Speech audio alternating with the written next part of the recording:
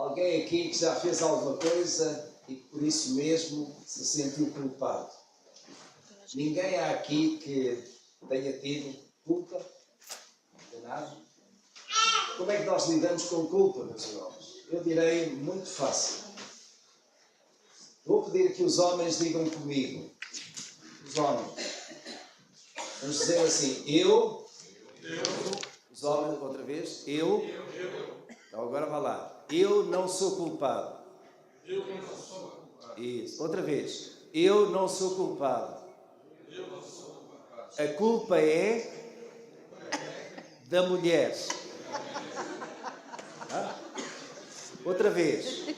Eu não sou culpado. A culpa é da mulher. Agora as mulheres. Tem que ser. Vamos lá. Eu não sou culpada. Não sou culpada. Oh, estão a ver as mulheres?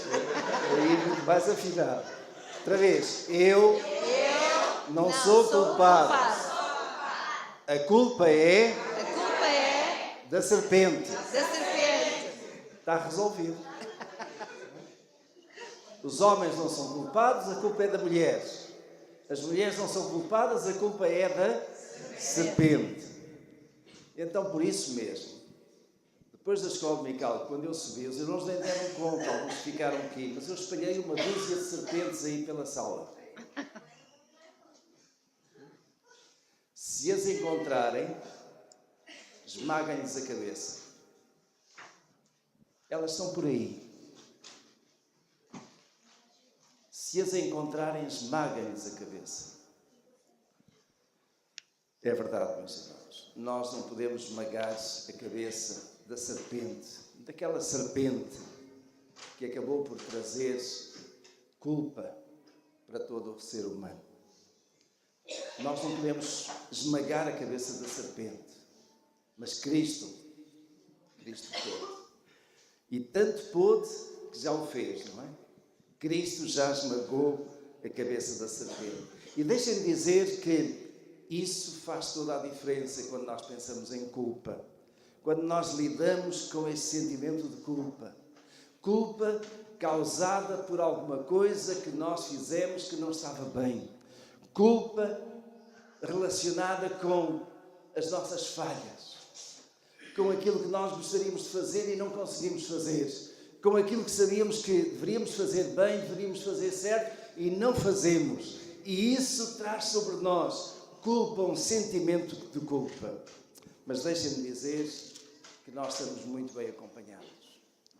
De facto, aquilo que nós encontramos é que a Bíblia está cheia de homens e mulheres que erraram. Reis que na sua governação fizeram, diz lá clarinho, o que era mau aos olhos dos senhores. Sacerdotes e fariseus que envergonharam as suas funções e foram um péssimo exemplo para o povo dos senhores. Aliás, a Sagrada Escritura, podemos dizer, é um compêndio milenar de culpas e de culpados. São registros de homicídios, de mentiras, de falsidades, de guerras, de crueldade, de idolatria, de maquinação do mal, de afrontas ao nosso Criador. Só a misericórdia de Deus, de um Deus amoroso, pode suportar tamanha perversão do ser humano. Até mesmo homens de Deus cometeram erros. E alguns deles, erros graves. Um deles foi o rei Davi. Após muitas vitórias e conquistas, chegou o tempo do rei Davi ficar no seu palácio e descansar. E naquele tempo de descanso, ali no palácio, os olhos do rei Davi foram atraídos pela mulher de um dos seus generais. Dos seus generais que naquela altura estava no campo da batalha, porque ainda havia conquistas a fazer. E, meus irmãos, a história bíblica relata dois terríveis incidentes na vida do rei Davi. O primeiro deles quando Davi, seu palácio, olhou à sua volta e ficou seduzido pela beleza do corpo de uma mulher, da mulher de Urias, um dos seus generais. Chamou-a ao palácio e exerceu sobre ela aquilo que hoje se chama assédio sexual. Ela acabou por ceder, e isso foi o princípio do declínio do maior e do mais respeitado rei que Israel alguma vez teve. Daquela relação, Batseba acabou por engravidar, e ambos, Davi e Batseba, terão ficado aterrorizados com a enorme culpa que se abateu sobre eles. E a questão é, como é que Davi lidou com a culpa? Como é que Davi lidou com o seu forte e pesado sentimento de culpa? Ele saiu pela porta dos fundos, isto é, ele chamou Urias, lá do campo da batalha, e procurou encorajá-lo a ir ter um tempo de descanso, a ir à sua casa e dormir com a sua esposa. Assim, desse modo, a gravidez de Batseba ficaria coberta. E o culpado natural dessa gravidez seria o marido de Batseba. Mas Urias não aceitou. E aí encontramos um outro incidente terrível na vida de um homem culpado. Davi tirou da cartola o que podemos chamar de o plano B. Davi enviou Urias para a frente da batalha, onde ela estava mais acirrada, mais cruel, mais forte, com instruções precisas para o comandante, para que Urias fosse colocado lá bem na frente, completamente desprotegido, abandonado, e assim pudesse morrer. Desse modo, Batseba ficaria viúva. E Davi vai revelar então uma generosidade hipócrita ao chamar Batseba para o palácio e fazer dela outra das suas mulheres. Mas Davi cometeu o crime de sangue. Mas estava aliviado da sua culpa. A culpa da gravidez agora estaria completamente a coberto. O filho daquela união de adultério entre Davi e Batseba iria nascer. E nasceu. Mas pouco tempo depois, aquele menino adoeceu gravemente. E Davi sentiu o peso da culpa. E como é que Davi lidou com o sentimento de culpa? Orou e orou ao Senhor pela cura do menino. Mas foi uma longa batalha espiritual de oração, à qual Deus decidiu não atender. Davi viveu tempos de grande amargura, com a culpa que cada vez era mais pesada. E por mais que Davi tentasse libertar-se dessa culpa, ela perseguia-o em todos os seus caminhos. E ele tentou, a dada altura, apaziguar essa dor, essa culpa que estava constantemente no seu coração, com a oferta de sacrifícios. Davi conhecia bem o sistema de sacrifícios que Deus tinha instituído. Ele conhecia bem um texto como Levítico, capítulo 5, verso 6, que diz: e como sua oferta pela culpa, ele trará ao Senhor, pelo pecado que cometeu, uma fêmea de gado miúdo, uma cordeira ou uma cabritinha trará como oferta pelo pecado. E o sacerdote fará por ele expiação do seu pecado. Ah, meus irmãos, quantas cordeiras, quantos novilhos terão sido sacrificados por Davi para procurar com isso expiar a culpa e libertar-se daquele peso. Mas o sentimento de culpa teimava em tirar o sono ao grande rei Davi. Até quando ele iria aguentar o peso da sua culpa? E nós, meus queridos irmãos, Até quando aguentamos o peso da nossa culpa? O que é que nós fazemos quando erramos e ofendemos a Deus? Como é que nós lidamos com o terrível sentimento de culpa? Vejamos como é que Davi lidou com a sua pesada culpa.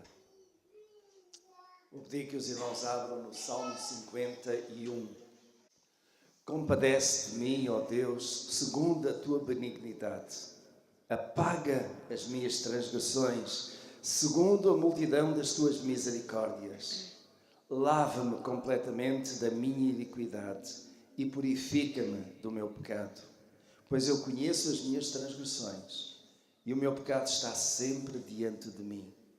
Contra ti somente pequei e fiz o que é mau diante dos teus olhos, de sorte que és justificado em falares e inculpável em julgares. Eis que eu nasci em iniquidade e em pecado me concebeu minha mãe. Eis que desejas que a verdade esteja no íntimo. Faz-me, pois, conhecer a sabedoria no secreto da minha alma. Purifica-me com hisopo e ficarei limpo. Lava-me e ficarei mais alvo do que a neve. Faz-me ouvir júbilo e alegria, para que se regozijem os ossos que esmagaste. Esconde o teu rosto dos meus pecados e apaga todas as minhas iniquidades. Cria em mim, ó Deus, um coração puro e renova em mim um espírito estável. Não me lances fora da tua presença e não retires de mim o teu Santo Espírito. Restitui-me a alegria da tua salvação e sustém-me com um espírito voluntário. Então ensinarei aos transgressores os teus caminhos e pecadores se converterão a ti. Livra-me dos crimes de sangue, ó Deus, Deus da minha salvação, e a minha língua cantará alegremente a tua justiça. Abre, Senhor, os meus lábios, e a minha boca proclamará o teu louvor, pois tu te comprazes em sacrifícios. Se eu te oferecesse holocaustos, tu não te deleitarias. O sacrifício aceitável a Deus é o espírito quebrantado. Ao coração quebrantado e contrito não desprezarás, ó Deus. Faze o bem a Sião, segundo a tua boa vontade, edifica os muros de Jerusalém. Então te agradarás sacrifícios de justiça, dos holocaustos e das ofertas queimadas. Então serão oferecidos novilhos sobre o teu altar. Meus irmãos, como é que Davi lidou com a culpa, com esse sentimento de culpa? Como nós podemos lidar com o nosso sentimento de culpa? 6 aspectos que são extraídos deste salmo e que para mim estão clarinhos aí e que vão ser apresentados. Em primeiro lugar, os nossos sacrifícios não servem para a expiação dos nossos pecados. Os versos 16 e 17, Davi expressa exatamente isso. Quantos sacrifícios terá ele feito, quantos animais terá ele mandado para o sacrifício, para com isso expiar o seu sentimento de culpa. Mas ele diz,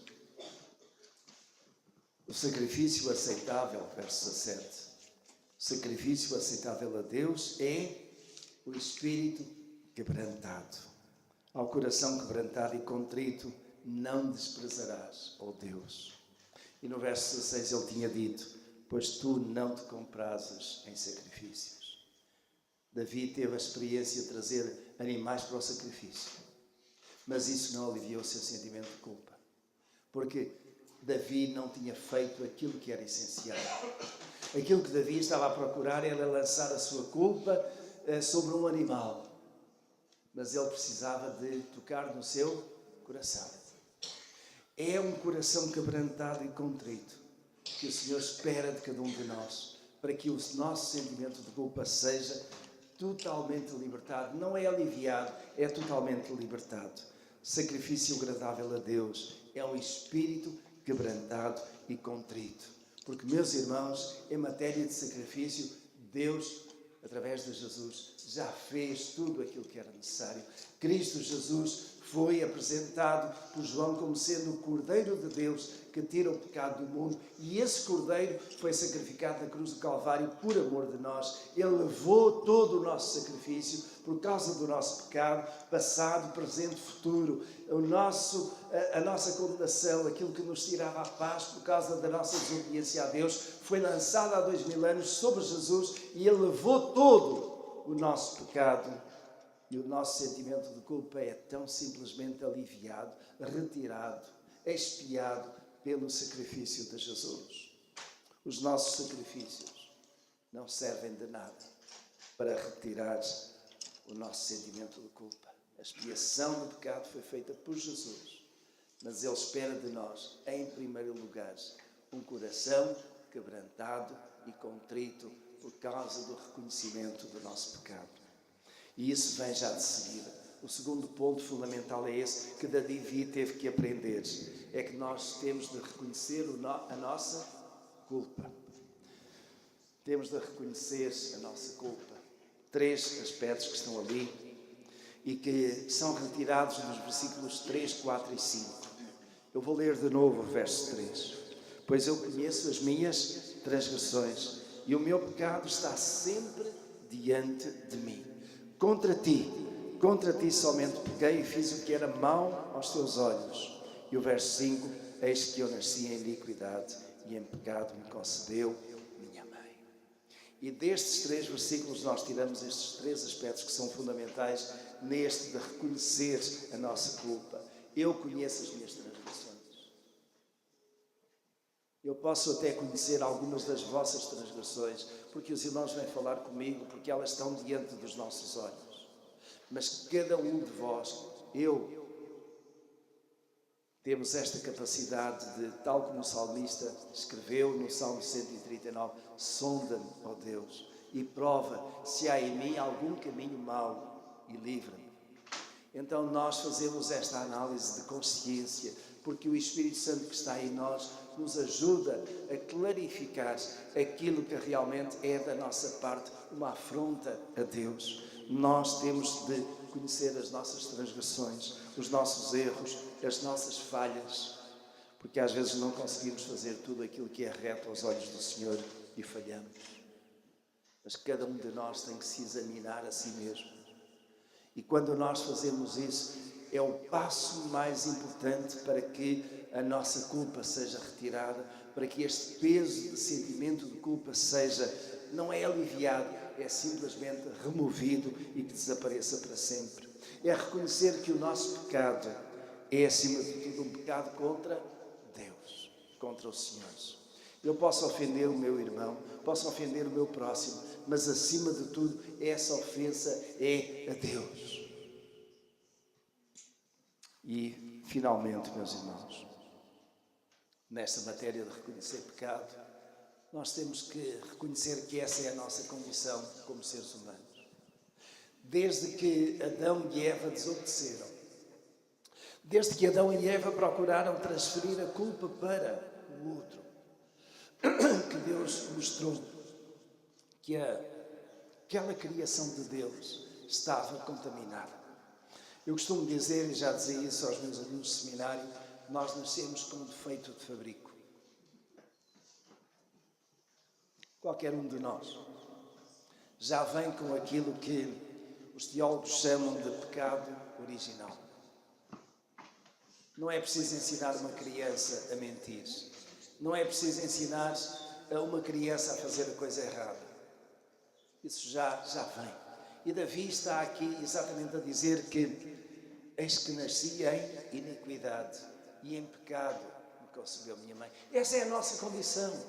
Mas nem por causa disso nós temos que ficar em pecado e permanecer em pecado e pecar. Mas precisamos de reconhecer a nossa culpa, qualquer que ela seja. Em terceiro lugar, precisamos de rogar a Deus por compaixão. Vejam no versículo 1. Compadece-te de mim, ó Deus, segundo as tuas benignidades. Compadece-te de mim, ó Deus. Quando nós clamamos ao Senhor, clamamos por compaixão. No Novo Testamento encontramos isso, que Deus é um Deus compassivo, é um Deus misericordioso. Meus irmãos, deixem-me dizer isso. Só a misericórdia de um Deus amoroso me pode libertar-se da minha culpa. Só a misericórdia de um Deus amoroso. Quando eu peco, quando eu erro, eu rogo pelo perdão de Deus, do mesmo modo que Jesus ensinou. Os irmãos lembram-se como é que Jesus ensinou? Pai, perdoa as nossas ofensas. E ele depois até acrescentou, assim como nós, às vezes perdoamos os que nos ofendem. Pai, perdoa as minhas ofensas. Uma oração tão simples, Pai Nosso, que Jesus ensinou. Mas é isso mesmo. Enquanto não houver reconhecimento do nosso pecado, enquanto não houver o clamor ao Senhor por perdão, nós continuamos com o peso da nossa culpa, desnecessariamente. E continuamos, por causa disso mesmo, impedidos de receber muitas bênçãos que o Senhor tem para nós. Em quarto lugar, nós precisamos de pedir que Deus nos limpe da culpa. Vejam 3 versículos aqui, o 2, o 7 e o 9. E no 2 ele diz, lava-me completamente da minha iniquidade e purifica-me do meu pecado. Ele usa esta expressão, lava-me completamente. Como é que as senhoras, ou até os homens, costumam lavar a roupa? Os homens costumam olhar para as senhoras a meter a roupa na máquina, eu sei. Mas como é que as senhoras costumam lavar a roupa? Colocam. Já experimentaram a lavar a roupa só com água? Precisam de ter o quê? Detergente. E com detergente a roupa fica lavada completamente. Meus irmãos, Deus tem um detergente para nos lavar. Sabem qual é a marca? Eu posso dizer-vos. É o sangue de Jesus. Porque o sangue de Jesus nos lava de todo o pecado e nos limpa completamente, de tal modo que Ele coloca a nossa alma mais alva do que a neve. Mas no verso 7 Ele diz, purifica-me com esopo e ficarei limpo. Lava-me e ficarei mais alvo do que a neve. E no verso 9 diz, esconde o teu rosto dos meus pecados e apaga todas as minhas transgressões. Apaga. Como é que nós apagamos alguma coisa que está errada? Com uma borracha, se for lápis, não é? E se for com caneta, como é que apagamos? Há uma borracha também para tinta, mas fica, digamos, aquela marca do papel que fica completamente. Então hoje usa-se um corretor. E por isso mesmo nós podemos depois voltar a escrever por cima, não é? Mas irmãos, o nosso coração às vezes é isso, precisa de corretor, precisa de borracha.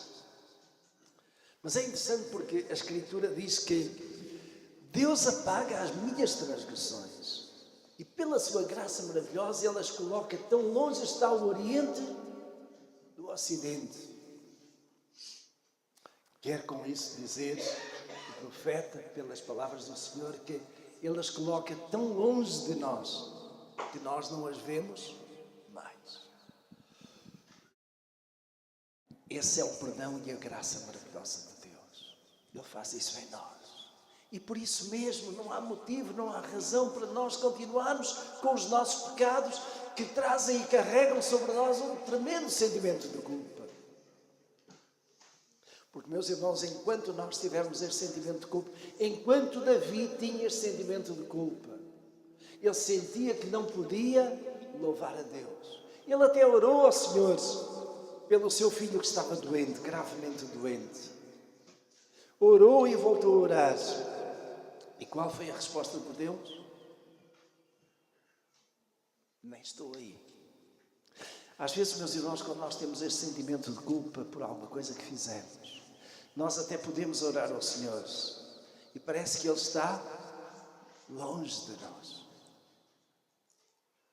Precisamos, nessa altura, de olhar para dentro de nós, ver bem dentro de nós e perguntar: Senhor, há algum pecado que eu não confessei? Há alguma coisa que ainda está dentro de mim que precisa ser retirada? De alguma coisa passada, porventura, às vezes até de há muito tempo, mas que nós não tratamos convenientemente, que nós não lidamos no sentimento de culpa, de alguma coisa que nós fizemos ou que alguém nos fez e que nós amarguradamente guardamos no nosso coração. Precisamos nos libertar disso, porque, meus irmãos, só quando isso acontece, só quando nós somos libertos desse sentimento de culpa, é que Ele cria em nós um desejo grande de quê? Da renovação. Nós oramos por avivamento. E eu creio, meus irmãos, que o avivamento vem. Mas vem quando nós todos desejarmos a renovação do Espírito, senhores. Vejam, Davi desejou isso, versos 10, 11 e 12. Ele diz assim: cria em mim, ó Deus, o quê? Um coração puro. E renova em mim um espírito estável. Não me lances fora da tua presença e não retires de mim o teu Santo Espírito. Restitui-me a alegria da tua salvação e sustém-me com o espírito voluntário. Se nós querem alguma coisa mais clara do que isso, eu não tenho palavras. Davi sentiu esta necessidade de renovação espiritual, esta necessidade de avivamento, esta necessidade de uma intensa comunhão com o Senhor. E por isso mesmo ele orou desse modo: cria em mim um coração puro, renova em mim um espírito estável. O sentimento de culpa deixa-nos instáveis, deixa-nos com medo, deixa-nos com vergonha. Não retires de mim o teu espírito. Nós temos que lembrar que somos templo do Espírito Santo. Restitui-me a alegria da tua salvação. Meus irmãos, o pecado para os crentes não tira a salvação, mas tira a alegria da salvação. Não é pelo facto de nós sermos crentes e pecarmos que perdemos a salvação. Alguns ensinam isso, mas erradamente. Mas perdemos a alegria da salvação. Porque o pecado se constitui como uma barreira entre nós e Deus. E enquanto isso não for limpo, enquanto essa barreira não for quebrada e retirada completamente, nós sentimos que há ali um obstáculo, que há ali uma dificuldade na nossa comunhão com Deus. Sustém-me com o espírito voluntário. Sexto e último lugar, quando estes passos são dados, a nossa culpa está liberta. Nós estamos completamente de novo em comunhão com o Senhor. E quando isso acontece, qual é a consequência natural? Nós louvamos, adoramos e testemunhamos do nosso Deus. Testemunhamos da misericórdia e do perdão de Deus. Vejam os versos 13 e 15. E ele diz: então ensinarei aos transgressores os teus caminhos, e pecadores se converterão a ti. E o verso 15: abre, Senhor, os meus lábios, e a minha boca proclamará o teu louvor. Como é que nós lidamos com o sentimento de culpa? Os irmãos têm aí no Salmo 51 o melhor texto, a melhor orientação. Há um hino que eu aprendi há uns bons anos atrás e que gosto muito.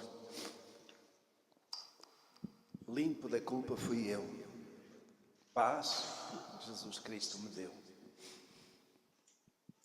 Ele foi um dos hinos base de campanhas evangelísticas que nós tivemos no nosso país, pelas igrejas batistas, há uns 30 anos atrás, talvez. Mas é, de facto, um hino extraordinário. E que eu creio que vem tão direto àquilo que nós estivemos a considerar. Limpo da culpa fui eu. E qual é a consequência direta disso? Paz Jesus Cristo me deu. Quando nele criei, eu recebi gozo e perdão lá dos céus. Mas é vida encontrei.